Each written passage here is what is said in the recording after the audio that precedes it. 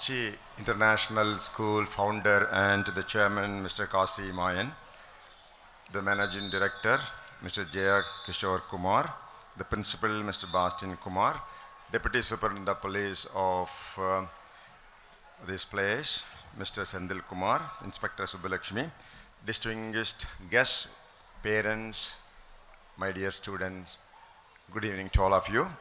It's indeed my proud privilege to be the chief guest of your 10th annual day function. I like to appreciate all the boys who have done the reception and the band boys who have done an extremely good job.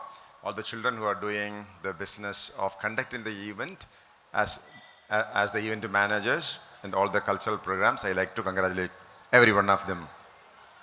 So, பெற்றோர்கள் கையை தூக்குங்க பார்ப்போம், கொஞ்சம் light போடுங்க. S, இப்போ தான் உங்களை பார்க்க முடியுது.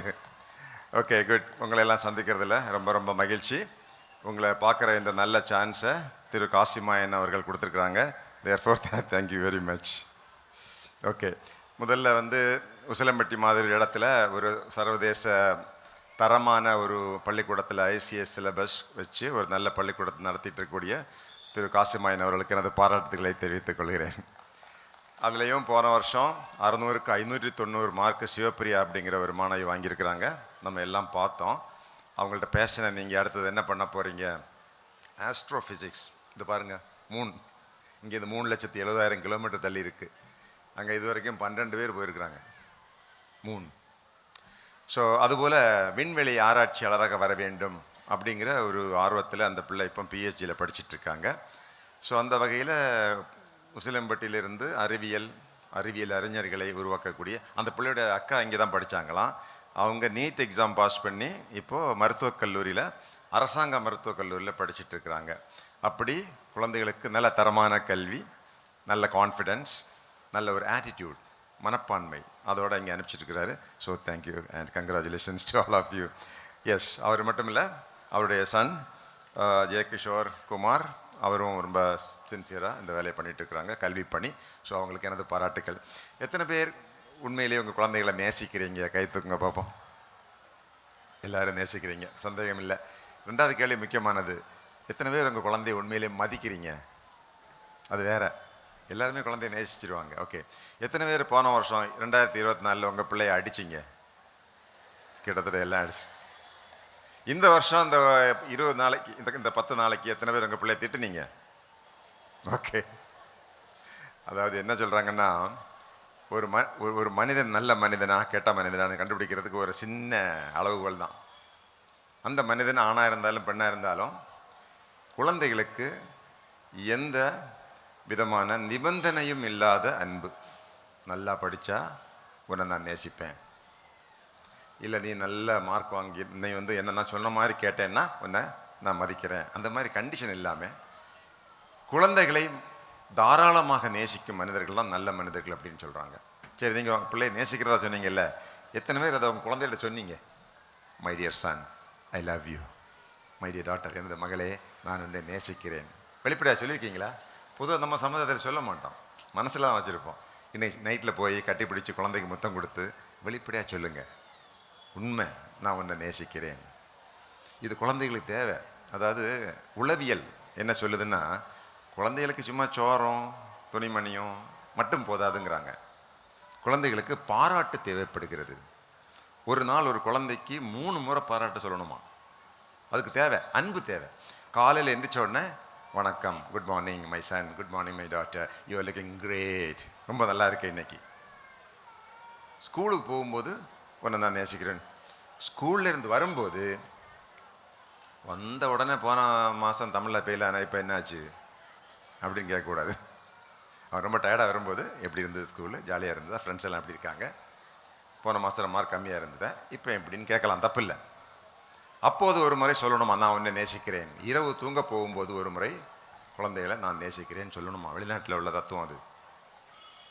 அப்போது குழந்தைகளுக்கு எப்போ ஏன் அன்பு தேவைப்படுதுன்னா, குழந்தைகள் தனியாக இருக்கும்போது அன்பு தேவைப்படுகிறது. ஸ்கூலில் கூட சில பிள்ளைகளை மற்ற பிள்ளைகள் சேர்த்துக்க மாட்டாங்க, ஏதோ ஒரு காரணத்துக்காக சேர்த்துக்க மாட்டாங்க. Children may feel alone. We also sometimes feel alone. சில நேரத்தில் நம்மளே தனியாக ஃபீல் பண்ணுவோம். அவர் டிஎஸ்பிலாம் இருக்கார். நாங்கெல்லாம் சில நேரத்தில் கலவரம் நடக்கும் பாருங்க, 500 இருப்பாங்க, ஆனால் அந்த போலீஸ் அதிகாரி தனியாக தான் இருப்போம். ஏன்னா கள்ள தூக்கி நம்ம அதில் என்ன போடுவான், தனியாக இருப்பான். அப்போது கலவரம், நான் பெரிய பெரிய கலவரம் எல்லாம் சந்திச்சிருக்கேன். ராஜபாளையத்தில் 8 மாதம் ஜாதி கலவரம். போய் நின்னோம்னா தனியாக ஃபீல் பண்ணுவோம். குழந்தைகள் தனியாக இருக்கும்போது அன்பு தேவைப்படும், அவமானப்படும் போது அன்பு தேவைப்படும், தோல்வி அடையும் போது குழந்தைகளுக்கு அன்பு தேவைப்படும். உங்களுக்கு தெரியாது அவனுக்கு வாழ்க்கையில் என்ன நடந்துட்டு இருக்கு. ரொம்ப இறுதியாக குழந்தைகள் வந்துங்க அவங்க வந்து கில்ட்டி, ஏதாவது தப்பு பண்ணியிருப்பாங்க. குழந்தைங்களும் தப்பு பண்ண தான் செய்யும். தப்பு பண்ணும்போது அப்பாவும் அம்மாவும் என் தப்பாக நினைப்பாங்களோ, அன்பை தராமல் இருப்பாங்களோன்னு நினைப்பாங்க. ஸோ அந்த அன்பை நீங்கள் தர வேண்டும். Unconditional. Any person who can give unconditional love and free love to the children is the great person in this world. அப்படி சொல்கிறாங்க. ஆனால் கடந்த 50 ஆண்டுகளில் பார்க்கும்போது, நம்ம எல்லாம் ஸ்கூலில் படிக்கும்போது அவர் சொன்னார், ஜெய கிஷோர் சொன்னார், சைலேந்திர பாபு கவர்மெண்ட் ஸ்கூலில் படித்தார், தமிழ் மீடியத்தில் படித்தார், வீட்டில் வேலை பார்த்துட்டே படித்தார். அப்போல்லாம் ஆசிரியர்கள் அடிப்பாங்க, வீட்லேயும் அடிப்பாங்க, எங்கள் அம்மாவை அடிப்பாங்க, என்ன நல்லா அடிப்பாங்க. இப்போ ஆனால் மாதம் போய் அம்மாவை பார்த்துட்ருக்கேன், அடிப்பாங்க. இப்போல்லாம் எங்கள் ஸ்கூல்லே பிள்ளைகளுக்கு மார்க் கம்மியாக இருக்குது. நானே என் கவர்மெண்ட் ஸ்கூலுக்கு வருஷம் போயிட்டுருக்கேன். நான் படித்த ஸ்கூலில் 18ஆம் தேதி ஆண்டு விழா நான் தான் நடத்துகிறேன். நாங்கள் போவோம். பிள்ளைகள் மார்க் கம்மியாக இருக்கேன்னு சொன்னாக்கா டீச்சர் சொல்கிறாங்க, பிள்ளைகளை நாங்கள் கண்டிக்க முடியாது சார், அடிக்க முடியாது, அடித்தா திருப்பி அடிச்சிடுவானுவோம். அது ஒரு பக்கம்.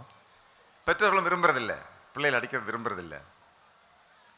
அதில் இப்போ நிலைமை என்ன மாதிரி வந்து போச்சுன்னா, எனக்கு தெரிஞ்ச ஒரு ஆசிரியர் மனைவி, ஆசிரியர் வந்து தலைமை ஆசிரியர் மனைவி, நிறைய பிள்ளைகளுக்கு செண்டம். இப்போ பார்த்தீங்கன்னா நிறைய பிள்ளைகள் செண்டம் வாங்கியிருக்காங்க. சிவப்பிரியா அதே மாதிரி நிறைய பிள்ளைகள் 100 மார்க், லட்சுமி 100 மார்க் வாங்கியிருக்காங்க. அவங்க பிள்ளைகள் நிறைய 100 மார்க் வாங்கிட்டு இருக்காங்க. ஆனால் சொந்த பிள்ளை படிக்க மாட்டேங்குது, அவள் படிக்கிறதே இல்லை, ஃபெயிலி. இன்னும் 1 மாதம் என்கிட்ட வந்து அழுதாங்க, சார் நீங்கள் ஒரு வார்த்தை சொல்லுங்கள் அந்த பிள்ளைகிட்ட, மன வருத்தமாக இருக்குது. ராத்திரி ஒரு துணியை மேலே போட்டுட்டு ஃபோனில் யார்கிட்டயோ பேசிகிட்டு இருக்கா, நீங்கள் சொல்லி கொஞ்சம் படிக்க வைங்க, 1.5 மாதம் இருக்குது. இந்த பிள்ளை தோற்று போச்சுன்னா எங்களுக்கு தலை காட்ட முடியாது, பள்ளிக்கூடத்துக்கு போக முடியாது. நான் தான் தலைமை ஆசிரியர், என் ஒய்ஃப் வந்து டீச்சராக இருக்குது. பிறகு எக்ஸாம் எல்லாம் முடிஞ்சது. 3-4 மாதம் கழித்து ஃபோன் பண்ணி கேட்டேன், எப்படி பிள்ளை பாஸ் பண்ணிச்சா? பாஸ் பண்ணிச்சு சார், நல்ல மார்க் எடுத்துட்டுது. எப்படின்னு கேட்டேன். சார் நம்ம இந்திய நாட்டில் உள்ள அதே கலாச்சாரம் தான், இந்த பிள்ளை ஒரு நாளைக்கு வர சொன்னோம், புருஷனும் பொண்டாட்டியும், அம்மா தங்கம் தாயே, குடும்பத்துக்கு ஒரே பொண்ணு, நாங்கள் ஆசிரியராக இருக்கிறோம், எங்கள் பிள்ளைகளெல்லாம் 100 எடுத்துகிட்டு இருக்காங்க. அவருக்கு பேரே செண்டம் செல்வகுமார் அவருக்கு பேர். அப்போது நீ இந்த தேர்வில் தோல்வி அடைஞ்சிட்டு தோத்துட்டேன்னா நாங்கள் வெளியே தலை காட்ட முடியாதமான்னு சொல்லி நானும் என் பொண்டாட்டியும் அந்த பிள்ளைங்க காலிலேயே அப்படி விழுந்துட்டோம். பெத்த அம்மாவும் அப்பாவும் குழந்தைக்கு காலிலே விழுந்துட்டாங்க. நம்ம இந்திய நாட்டு பரம்பரை, வேறு வழி இல்லைன்னா சாஸ்டாங் காலிலே விழுந்துட வேண்டியது. அந்த பிள்ளை அப்படி அழுதுட்டான். பார்த்தீங்களா, எங்கள் அப்பா அம்மாவும் அவங்கள அவமானப்படுத்தக்கூடாதுன்னு சொல்லி அதில் நல்லா படித்து அந்த குழந்தை 85-90 மார்க் வாங்கியிருக்கு. நிலைமை இப்படி இருக்குது.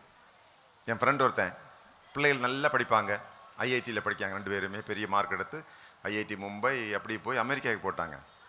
இப்போ அவனுக்கு என்ன பிரச்சனைன்னா, பிள்ளைகளுக்கு கல்யாணம் பண்ணி வைக்கணும். கல்யாணமே வேண்டான்னு சொல்கிறாங்க. பிறகு ஒரு பையன் நான் கல்யாணம் பண்ணிக்கிறேன்ப்பான்னு சொன்னானா, அங்கேருந்து ஃபோன் பண்ணுறானா, கல்யாணம்லாம் முடிவு பண்ணியாச்சு, இந்த மாதிரி 6ஆம் தேதி கல்யாணம், நீ சென்னையில் இந்த ராஜாமுத்தையா ஹாலை போய் புக் பண்ணிட்டு வா. யார் பையன் அப்பனுக்கு ஃபோன் பண்ணி சொல்கிறான். அவன் சொல்கிறான், சைலேந்திர பாப்பா அதுக்கு மேலே தான் கேட்டேன்னு வச்சுக்க, பொண்ணு யார், எந்த ஊருக்காரங்க, இந்த பிரச்சனையை நான் கேட்டேன்னு வச்சுக்க, என்ன கல்யாணத்தையே கூப்பிட மாட்டான். அதனால் நான் அதை பற்றி ஒன்றுமே கேட்கல, நீ என்ன சொல்லு நான் செய்கிறேன். அந்த சூழ்நிலை தான் இப்போ வந்துட்டுருக்குது. உலகத்தில் எல்லா நாட்டிலையும் குழந்தைகளுக்கு அந்த மாதிரி சுதந்திரம் வந்தாச்சு. இப்போது கலீல் ஜிப்ரான் சொல்கிறான், குழந்தைகள், children are not our children, they are the result of the longing of the universe. குழந்தைகள் நமது குழந்தைகள் அல்ல, இந்த பூமியின் குழந்தைகள். ஒரு குழந்தை உருவாக்குறதுக்குங்க 320 கோடி ஆண்டுகள் ஆகுமா. அது எப்படி சார்? 10 மாதம் போதுமே. குழந்தை உருவாகிறதுக்கு அப்பா அம்மா வேணும், அவங்க உருவாகிறதுக்கு அவங்க அப்பா அம்மா வேணும், அவங்க உருவாகிறதுக்கு அவங்க அப்பா அம்மா, இப்படி 25 லட்சம் ஆண்டுகள் மனித இனம் தோன்றி ஆயிருக்கு. இந்த குழந்தை உடம்புல இருக்கிற டிஎன்ஏக்கு வயசு வந்து 320 கோடி ஆண்டுகளுங்க. அப்படி குழந்தைகளுக்கு தனி ஒரு அங்கீகாரம் உலக அளவில் வந்தாச்சு. நம்ம அதை மதிக்க வேண்டும். நமது குழந்தைகளுக்கு ஒரு நல்ல தரமான கல்வி கொடுக்க வேண்டும் என்று நீங்கள் பாடப்படுறீங்க. அதற்காக நான் உங்களை பாராட்டுகிறேன். I like to congratulate every one of you திரளாக வந்து குழந்தைகளுடைய நிகழ்ச்சியை பார்த்து பாராட்டி அவங்களுக்கு ஒரு நல்ல கல்வி கொடுக்கணும்னு நீங்கள் பாடுபடுறீங்க. மிக்க மிக்க நன்றி, பாராட்டுக்கள். சமீபத்தில் 18 வயசு சிறுவன், 18 வயசு, குகேஷ், உலக செஸ் சாம்பியன், உலக செஸ் சாம்பியன். 2 வாரத்துக்கு முன்னாடி அவனையும் என்னையும் குகேஷையும் ஒரு ஃபங்க்ஷனில் கூப்பிட்டுருந்தாங்க. நான் ஒரு புக் வாங்கினேன், குகேஷ் ஒரு புக் வாங்கினார், கூட ஒரு ஃபோட்டோ எடுத்துக்கிட்டேன். உலக மகா சாதனையாளன், 18 வயசில் அகில உலகத்தினுடைய செஸ் சாம்பியன். எனக்கு ஒரு ஆச்சரியம், எப்படி இந்த பையன் இந்த அளவுக்கு உலக சாம்பியன், சைனாக்காரன், 34 வயசு, அவரை தோக்கடிச்சிருக்கிறாரு, எப்படி முடியும்? அதை பார்த்தாங்க. அந்த பையன் நல்ல விளையாட ஆர்வம் இருக்குன்னு தெரிஞ்ச உடனே அவங்க அப்பா டாக்டர், எம்பிபிஎஸ் எம்டி, பீடியாட்ரிஷியன், அந்த வேலையை விட்டுட்டாரு. வேலையை விட்டு அம்மாவும் அப்பாவும் 4வது வகுப்பு வரைக்கும் தான் அந்த பையன் படிச்சிருக்கான். 4வது வகுப்பு பையனை வந்து பள்ளிக்கூடத்தில் வெளியே எடுத்து ஊராக போய் செஸ் விளையாடி ஸ்டேட் லெவலில், நேஷனல் லெவலில், ஏஷியன் லெவலில் வேர்ல்டு கிராண்ட் மாஸ்டர் டைட்டில். சின்ன பையன், 14 வயசு. 18 வயசில் நீங்கள் பார்த்துருப்பீங்க, பாரத பிரதமரே அவரை கூப்பிட்டு போட்டோ எடுக்கிறாரு. இன்னைக்கு 204 நாடுகளில் உள்ள மக்களுக்கு குகேஷ் அப்படின்னா நெட்டில் போய் தேடுறான். குகேஷ்னா யாரு? சென்னை எங்கே இருக்குது? இந்தியா, எப்படி, என்ன மிகப்பெரிய சாதனை. கொஞ்சம் யோசிச்சு பாருங்களேன். இப்போது இந்த பையன் குகேஷுக்கு அவங்க அம்மா மேலேயும் அவங்க அப்பா மேலேயும் எவ்வளோ மரியாதை இருக்கும், எவ்வளோ அன்பு இருக்கும். பல ஆண்டுகளுக்கு பிறகு, அவங்கெல்லாம் மறைந்த பிறகு கூட அந்த பையனுக்கு அப்பா அம்மா மரியாதை. ஏன் தெரியுங்களா? தகப்பனார் தாயாரு கூட இருக்கக்கூடிய ஒரு பாசமோ மரியாதையோ நம்ம சொல்லி வராது. அப்பா அம்மா மதிக்கணும் எல்லாரும் சொல்லிட்டு இருக்காங்க, சொன்ன மதிச்சுடுவானா? ஃபீலிங்ஸ். தாய் தகப்பன் நம்ம இன்னைக்கு குழந்தைகள்கிட்ட நம்ம நடந்து கொள்ளக்கூடிய விதம் இருக்கு இல்லைங்களா? நம்ம சிரிச்ச விதம், அவனுக்காக கஷ்டப்பட்டது, அவனுக்காக பணம் செலவு பண்ணது, இதெல்லாம் தான் குழந்தைகள்கிட்ட ஒரு ஃபீலிங்ஸ். இன்னும் ஒரு சில ஆண்டுகள் கழிச்சு நம்ம படம் தான் இருக்கும் வீட்டில். சைலேந்திர பாபு ஒருத்தன் இருந்தான் செத்தான்னு சொல்லுவாங்க. ஆனால் நம்ம பிள்ளைகளை பொறுத்த வரைக்கும் we are only a feeling, நம்ம உணர்வுகள் தான். அந்த வகையில் நம்ம பிள்ளைகளுக்கு நம்ம நிறைய செய்ய வேண்டியிருக்கு, அன்போடு நடக்க வேண்டியிருக்கு. ஒருத்தன் சொல்கிறான், நான் வாழ்க்கையில் செஞ்ச மிகப்பெரிய தப்பை என் பையனை ஒரு நாள் அடிச்சிட்டேங்க, அதுதான் என் வாழ்க்கையில் செஞ்ச பெரிய தப்புன்னு சொல்லி. பெரிய அறிஞன். ஒரு முறை நம்ம அடிச்சிட்டோம்னா பல முறை நம்ம அழுவோம், தெரியுமா உங்களுக்கு? ஸோ குழந்தைகளை வளர்க்கக்கூடிய முறைகள் மாறி வந்திருக்கு. எல்லா குழந்தைகளும் ஒன்று மாதிரி இருக்காது. சில பிள்ளைகள் அதுவாக படிக்கும், தெரியுமா உங்களுக்கு? நான் நிறைய பிள்ளைகள்கிட்ட பழகிட்டு இருக்கேன். ஐஏஎஸ் படிக்கிற பிள்ளைகள், அவங்களுக்கு பயிற்சி கொடுத்துட்ருக்கேன். 25 வருஷமாக பயிற்சி கொடுத்துட்ருக்கேன். எனது பிள்ளைகள் இப்போலாம் இப்போ கலெக்டராக இருக்கிறாங்க. நேற்று கூட பொள்ளாச்சிக்கு போயிருந்தேன். ஃபங்க்ஷனில் நான் உட்காந்துருக்கேன், பக்கத்தில் Catherine Saranya, IAS, Pollachi sub collector. Sylendra Babu எனக்கு பயிற்சி கொடுத்தாருன்னு சொன்னாங்க. அவங்க ஒரு செல்ஃபி எடுத்துக்கிட்டேன். கேத்ரின் சரண்யா, அந்த பிள்ளையை பார்த்தாலே தெரியும், 1வது வகுப்புலேருந்தே அந்த பிள்ளை வந்து அதுவாக படிக்குது. அவங்க அப்பா அம்மாவுக்கு என்ன பண்ணுறது, இந்த பிள்ளை என்ன பண்ணுறதுன்னு தெரியல. ஆனால் எல்லா பிள்ளைகளும் அப்படி படிக்க மாட்டாங்க. எல்லாருக்கிறதுக்கான திறமையும் கிடையாது. சில பிள்ளைகளுக்கு வேறு ஆர்வம் இருக்கும், பாடக்கூடிய ஆர்வம் இருக்கும். சில பிள்ளைகள் படம், இங்கே பாருங்கள், என் படத்தை வந்து வரைஞ்சி கொடுத்துருக்குறாங்க. இப்போ சச்சின் தெண்டுல்கர் மாதிரி ஆளை பாருங்களேன், பாரத் ரத்னா. அவர் வந்து அவர் சொந்த ஊரில் வந்து ஸ்டேட் ஃபஸ்ட் ரேங்க் எடுத்தார் 12ஆம் கிளாஸில். 12ஆம் கிளாஸே பாஸ் பண்ணலையா அவர்? விளையாட்டு. இப்படி எல்லா துறைகள்லையும் நிறைய விஷயங்கள் இருக்குது. நீச்சல் துறை இருக்குது. பார்த்தீங்கன்னா நீச்சல் துறையில் ஒலிம்பிக் போட்டியில் நம்ம இந்தியாவிலேருந்து யாருமே மெடல் வாங்கினது கிடையாது. ஆனால் ஒரு பையன் அமெரிக்காவில் 28 மெடல் வாங்கியிருக்கான். இந்தியாவிலேருந்து ஒரு மெடல் கூட வரலாறுலேயே வாங்கினது கிடையாது. அவன் பார்த்தீங்கன்னா படிப்பே வராது அந்த பையனுக்கு. ஸ்கூல்லேருந்து வெளியே அனுப்பிச்சிட்டாங்க, படிக்க முடியாது. அங்கே அம்மா கேட்டா, பையனை இந்த மாதிரி படிக்க முடியாதுன்னு வெளியே அனுப்பிச்சிட்டாங்க, என்னடா பண்ணுறது? எனக்கு நீச்சல் பிடிக்கும்மா, நீச்சல், என்னை கூட நீச்சல் குளத்தில் சேர்த்து விடுங்கிறான் பையன். அவனே நீச்சல் குளத்தோட சேர்த்து விட்டாங்களா? 5 ஆண்டுகள் ஒரு நாள் கூட, இப்போ சில ஸ்கூலில் போனீங்கன்னா ஒரு நாள் கூட லீவ் எடுக்காத பிள்ளைகளுக்கு பரிசு. வேறு ஒன்றும் இல்லாமல் இருந்தாலும், ஃபஸ்ட்டு மார்க் வாங்காமல் இருந்தாலும், எல்லா நாளுக்கும், நான் போலீஸ் டிபார்ட்மெண்ட் டிஜிபியாக இருக்கும்போது எல்லா நாளும் வேலை பார்த்தேன். என் பையனுக்கு கல்யாணம், காலையில் கல்யாணம், சாயங்காலம் ரிசப்ஷன். அன்னைக்கும் நான் ஆஃபீஸுக்கு போனேன். அது பொறுப்பான வேலை. அப்போது அந்த மைக்கேல் ஃபெல்ப்ஸ் அப்படிங்கிற அந்த சிறுவன் 5 ஆண்டுகள் தினம் தினம் தினம் தினம் தினம் ஸ்விம்மிங் பூலுக்கு போய் முதல் போட்டியிலே 3 மெடல் அடித்த உடனே கேட்டாங்க, எப்படி தம்பி 3 மெடல் அடிச்சிருக்கிறிய, எங்கே தான் நீ வந்து ஓய்வெடுக்க போகிற, எந்த ரிசார்ட்டுக்கு போகிற? நாளை காலையில் 5 மணிக்கு எனக்கு நீச்சல் பயிற்சி இருக்குது. எதுக்கு? 5 ஆண்டுகள் கழித்து அடுத்த ஒலிம்பிக் போட்டி வரும்.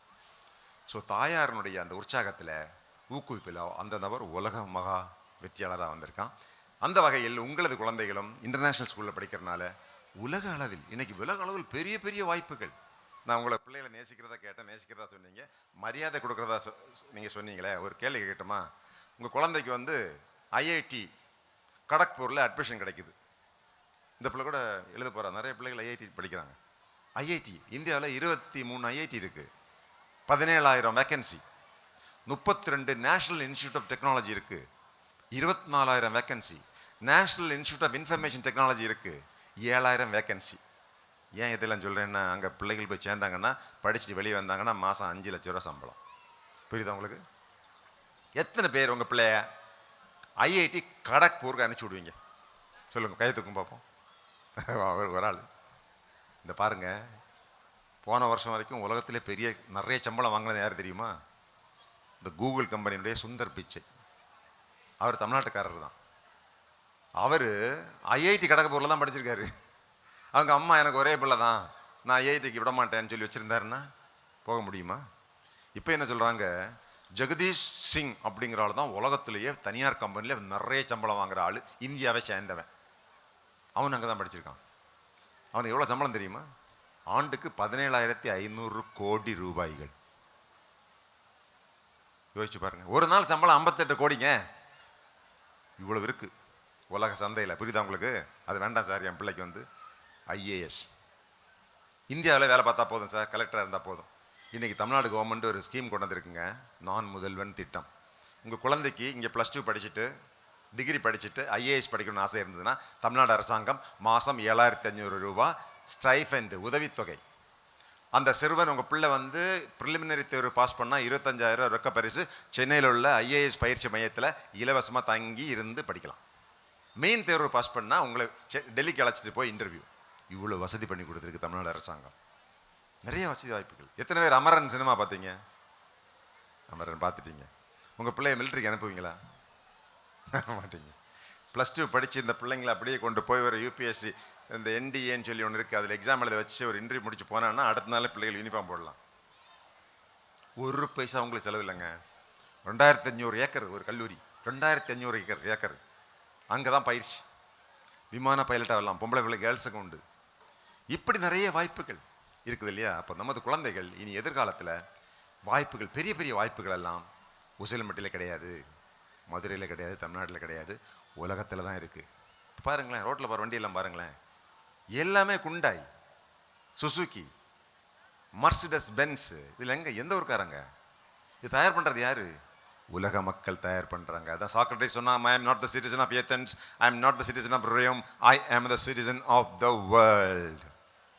குகேஷ் இன்னைக்கு உலக கதாநாயகன், உலக குடிமகனுங்க. ஸோ நமது பிள்ளைகளும் உலக குடிமகனாக மாற வேண்டும் என்கிற அந்த எண்ணத்தில் உங்கள் பிள்ளைகளுக்கு கல்வி, பிள்ளைகளுக்கு ஊக்குவிப்பு எல்லாம் பண்ணி கொடுங்க. நீங்கள் சம்பாதிச்ச 1 ஏக்கரோ 2 ஏக்கரோ நிலமோ ஒரு வீடோ உங்களுக்கு 50 பவுன் நகையோ இதெல்லாம் பிரச்சனையே கிடையாதுங்க. எங்கள் அம்மாலாம் இருந்த நகை மொத்தமாக விற்று தான் எங்களை படிக்க வச்சாங்க. ஒரு நகை கிடையாதுங்க அம்மாட்ட. நாங்கள் எனக்கு குறைஞ்சி போயிட்டோமா? பிறகு வாங்கி கொடுத்தாங்க. நான் ரிட்டையர் ஆன பிறகு போய் பாருங்கள், எங்கள் அம்மா நகை போட்டு தான் இருக்காங்க. இப்போ அதெல்லாம் வாங்கிக்கலாம். அதெல்லாம் முக்கியம் இல்லை. கல்வியை கொடுங்க. Education is the most powerful weapon with which you can conquer the world. Nelson Mandela சொல்லுகிறான், கல்விதான் இந்த குழந்தைக்கு இருக்கிற மிகப்பெரிய ஆயுதம். இந்த ஆயுதத்தை வச்சு குழந்தைகள் உலகத்தில் எங்கே வேணாலும் போட்டி போடலாங்க, எங்கே போனாலும் போரி புரியலாம், எங்கே போனாலும் மரியாதை உண்டு நம்ம குழந்தைகளுக்கு. கம்ப்யூட்டர் ப்ரோக்ராமாக இருந்தால் போதும், கோடிங் தெரிஞ்சால் போகிறோம். If you know the code you know the world. So நமது பிள்ளைகள் பெரிய ஆற்றல் படைத்தவர்கள். ஒரு திறமை இல்லாமல் இருந்தால் கூட 400 திறமைகள் இருக்கான். 400 திறமைகள் ஏதாவது ஒன்றும் இல்லை இருந்தால் போதும். அந்த வகையில் குழந்தைகளை டெவலப் பண்ணிவிடுங்க. நம்ம பிள்ளைகளுக்கு பெரிய எதிர்காலம் இருக்குது. நம்ம குழந்தைகள் செய்ய முடியாத எதுவும் கிடையாது, நம்ம குழந்தைகள் அடைய முடியாதது எதுவும் கிடையாது, நம்ம குழந்தைகள் ஆக முடியாதது எதுவும் கிடையாது. இந்த குகேஷுக்கு அப்பா அம்மா மாதிரி உங்கள் வீட்டில் கல்வி கற்கும் நல்ல சூழ்நிலையை ஏற்படுத்துங்கள். செய்தித்தாள் ஒன்று வாங்கி போடுங்க, நீங்களே படிங்க. ஆங்கிலம் நல்லா சொல்லிக் கொடுக்குறாங்க, வீட்லேயும் ஆங்கில பயிற்சி வேண்டும். அறிவியல், எதிர்காலத்தில் எல்லாமே அறிவியல் தாங்க. ஒரு காலத்தில் ராஜாவும் ராணியும் தான் பெரிய பெரிய வசதியாக இருந்தாங்க, நல்ல பெரிய இன்ஃப்ளூயன்ஸாக இருந்தாங்க. பிறகு யார் யார் நிலம் வச்சுருந்தாங்களோ நில சுவார்ந்தார்கள் இந்த ஊரில், அவங்களுக்கு மரியாதை இருந்தது. அப்புறம் குடியரசு நாடுகள் வந்து போச்சு, டெமோக்ரஸி வந்து போச்சு, மந்திரி எம்எல்ஏ இவங்களுக்கு மரியாதை இருந்தது. இன்றைக்கி உலகத்தில் யாருக்கு தெரியாமல் மரியாதை? எவனுக்கு அறிவு இருக்கிறதோ, எவனுக்கு தகவல் தொழில்நுட்பம் இருக்கிறதோ, கூகுள், எவங்கிட்ட கம்ப்யூட்டர் பற்றி தெரியுமோ அவங்களுக்கு தாங்க உலகத்தில் மரியாதை. தனி விமானத்தில் பறக்கிறாங்க. நிலம் உள்ளவங்களவனும் கிடையாது, துப்பாக்கி வச்சதுனாலும் கிடையாது, மாறிப்போச்சு கல்வி. ஸோ அந்த கல்வியை குழந்தைகளுக்கு கொடுங்க. அவங்க பெரிய சாதனைகளை படைப்பார்கள், உங்களுக்கு பெருமையை சேர்ப்பார்கள். குழந்தைகளுக்கு நல்ல சிறப்பாக அவங்களுடைய கலை நிகழ்ச்சி ரொம்ப நல்லா இருக்குது. அந்த பேண்ட் ரொம்ப அருமையாக வச்சுருக்காங்க. குழந்தைகளே நிகழ்ச்சி நடத்துகிறாங்க. ஒரு காலத்தில் ஆசிரியர்கள் தான் மயக்க பிடிச்சி பேசுவாங்க, பார்த்துருக்கீங்களா? இப்போ குழந்தைகளே நிகழ்ச்சி நடத்துகிறாங்க, நல்ல அருமையாக இங்கிலீஷில் பேசுகிறாங்க. அவங்களுக்கும் எனது பாராட்டுக்கள். உங்களை பார்த்ததில் ரொம்ப சந்தோஷம். உங்களுக்கு எனது வாழ்த்துக்கள். பொங்கல் எல்லாருக்குமே இனிய பொங்கல் நல்வாழ்த்துக்கள். Thank you very much.